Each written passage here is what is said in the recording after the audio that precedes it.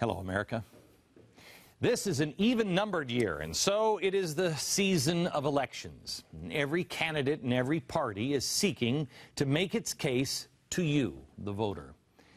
So you're going to hear an awful lot of things from an awful lot of people, and as voters, you're going to have to decide whom you trust and whom will receive your vote. That's a democracy. That's the democracy part of our republic. One man, one vote. And even when elections are hard fought, we should be proud that they're always peaceful. I mean, it's something to be proud of. Most countries don't do that. We've done it for over 200 years. However, if you're anything like me, you're seeing a disturbing trend in our politics. I'm seeing the politics of what I call 50 plus 1. Politicians aren't trying to make the best case to the broadest number of people anymore. They're only looking for about 50% of the vote, plus 1, a bare majority, enough to win. And then that's it. And that's how they rule. They don't care all the way through their term, that 50% plus 1. And so they pursue a campaign strategy of building a house divided against itself. It will not stand. We're seeing it in the claims that there's a war against women. We're seeing it in race-based identity politics. We're seeing it in attacks on the successful and the prosperous, the rich. We're seeing it in the casual attacks on minority faiths and minority viewpoints. It's always us against them, a war that has to be fought, a group that has to be joined, a group that has to be destroyed. I kind of understand that in an election year, but our politicians have got to unite after they win. Candidates say these things hoping that their side will be motivated enough to get 50 plus 1. And maybe it's the right strategy for a short-term victory as a politician, but it is bad for America, and it will leave us with only half a house. I'm not naive. I know elections are never going to be polite. I love these people who are like, hey, we got to be polite. No, yeah. They never have been. American politics can be nasty and personal, and if you're a politician and you think you can't handle that, you shouldn't run. But let's keep things in perspective. The debates between Thomas Jefferson and John Adams, unforgettable. Jefferson called Adams a hermaphrodite who didn't have the gentleness of a woman nor the firmness of a man. Adams responded that if the country would elect Jefferson, they were electing a man who was nothing more than a half-breed whose mother was an Indian squaw who raised him on hoe cakes. Adams said if Jefferson were elected, your women would be raped and your children would be writhing on pikes in the streets.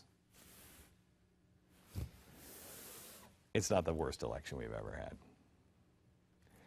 But it is important to point out that when a politician says, vote me and I'll crush the supporters of the other guy, well, that's not an attack on a candidate or party. It's an attack on Americans. And it's bad for America when a candidate for office says, vote for me so the rich won't get richer. That's bad. You're attacking Americans. It's bad for America when someone says, vote for me, or else the entire country is going to look like San Francisco. That's not only bad because it's untrue, it's bad because it attacks Americans for who they are, and that's what must stop. Turning Americans against each other, as if to support one candidate is the best way to tear down a fellow citizen. That's not how America works. At least that's not how it works when we are at our best. We are not a zero-sum country. They're balkanizing us. They're dividing us. It's bad. A house divided against itself cannot stand. In America, we don't have a limit to our wealth and our potential prosperity. We don't have a ceiling on justice. We don't have a set amount of civil rights or privileges. We are not trying to build half a house. We're not trying to limit what Americans can achieve. And so we don't have to believe, as the politicians want us to believe, that what one of us gets, the rest of us won't have. It's not true. Our system works best when all Americans believe that their destiny is tied up in the future of the country, all of us, and that you chart your own course. That's when we're best. You can do it, and not at the expense of, women over men, not at the expense of African Americans over Latinos, not the well-to-do at the expense of the struggling. America, that's not the way it works. Or at least it won't work this way for very long. Come November, we are going to have votes, and we will have winning candidates. But wouldn't it be nice if come November, after the confetti and the balloons are all swept away, we would still have a United States of America? We should know that our elected leaders will represent the entire country. After the election, you come back and you work with all Americans.